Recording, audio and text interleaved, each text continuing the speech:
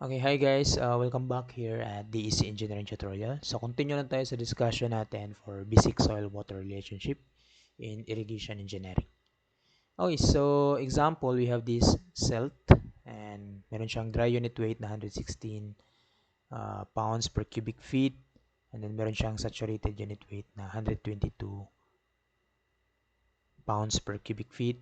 So ngayon yung tinatanong is ano daw yung moist bulk unit weight in pounds per cubic feet if yung degree ng saturation is 20%, and ano daw yung void ratio tsaka ano daw yung specific gravity. Okay, so first is we calculate for the void ratio. So alam natin yung formula for the saturated unit weight is just W density of water multiplied by GS plus E over 1 plus E. So if we perform the distributed property ng algebra, we have this one, density of water times GS over 1 plus E plus itong density of water plus E times E over 1 plus E. So we know this equation is the dry unit weight.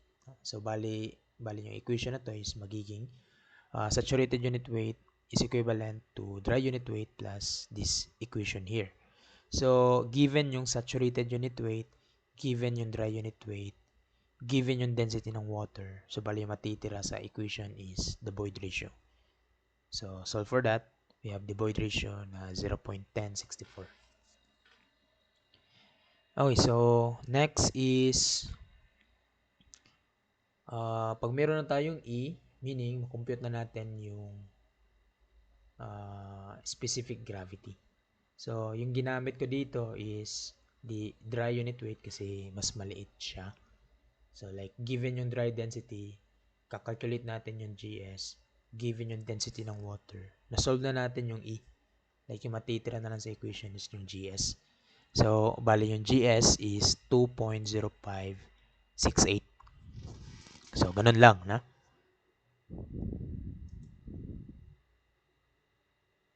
So, for the moist unit weight, we have this formula. So, given yung density ng water, na-solve na natin yung specific gravity, meron na din tayong value ng void ratio, at saka given yung degree ng saturation which is 20%. Like, just plug and play, you can have the moist unit weight na 117.2 pounds per cubic feet.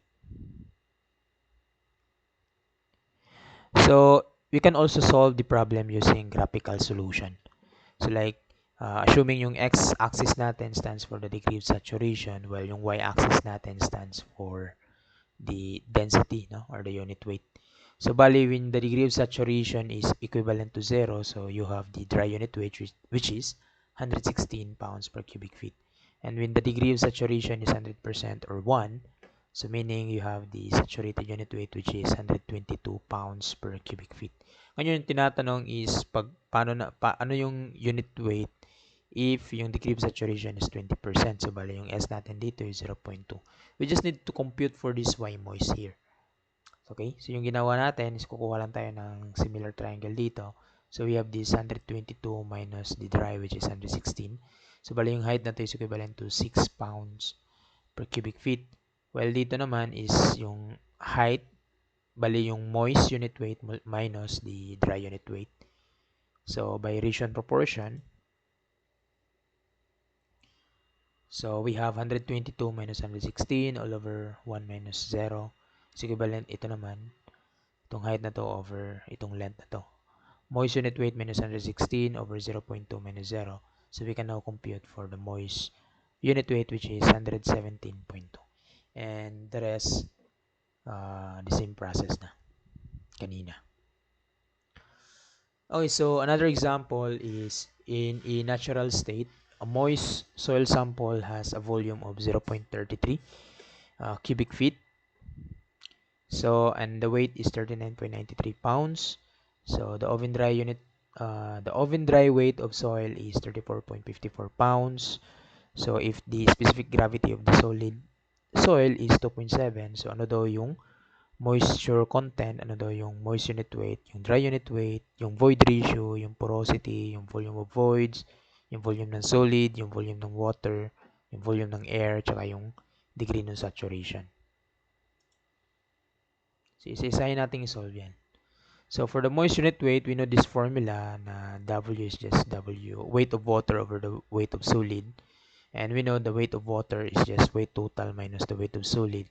So, like, given yung weight total, given yung dry unit weight, so like, plug and play, you have now the moisture content, which is 15.61%.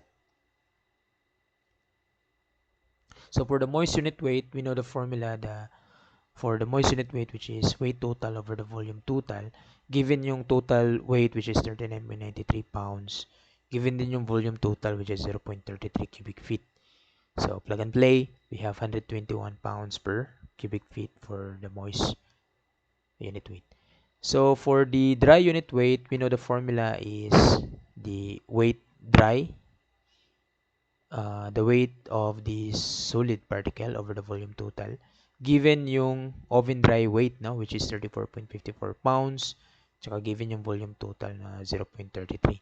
Plug and play, you have 104.67 pounds per cubic feet for the dry unit weight. For the void ratio naman, we know the formula for the dry unit weight is GS, density of water over 1 plus A. Like, na-compute na natin yung dry unit weight, 104.67. We have the value of specific gravity, which is 2.61. We know the constant for unit weight of water is 62.4 pounds per cubic feet. So, bali yung remaining variable na lang sa equation is E. So, we can now compute for the void ratio, which is 0.6156. Okay, so next is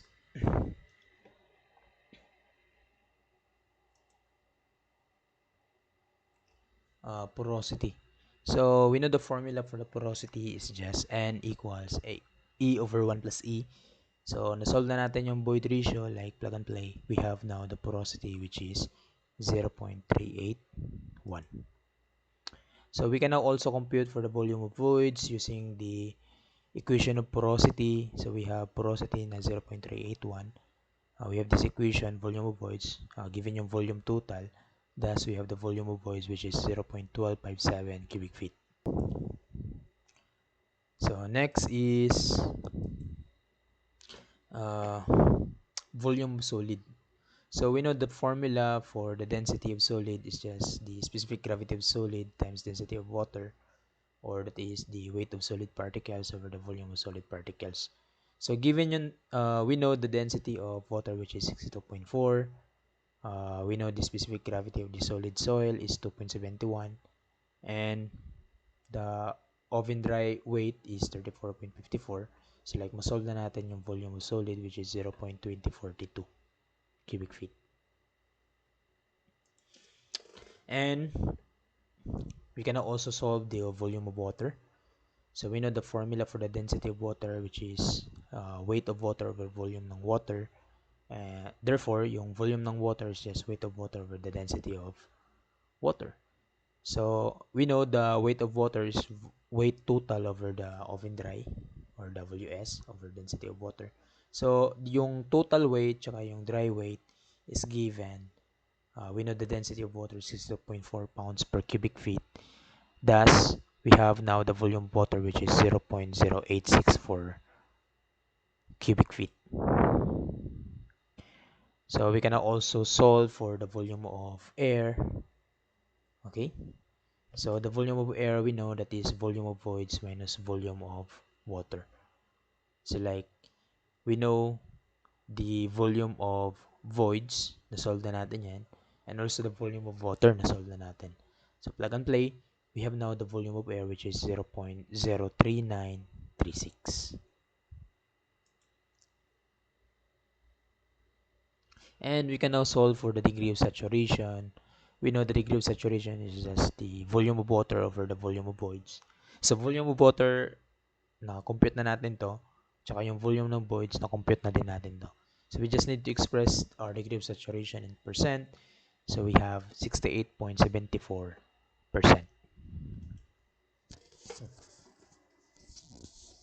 Okay, so another example is we have this soil composition. So it composed of air, water, and solid. So approximately, we just need to assume that the volume of solid particles, we know, diba? 50% yan. So we take it as 1/2. And yung air tsaka water takes up 25%, no, ng solid particles. So we just take it as 1/4.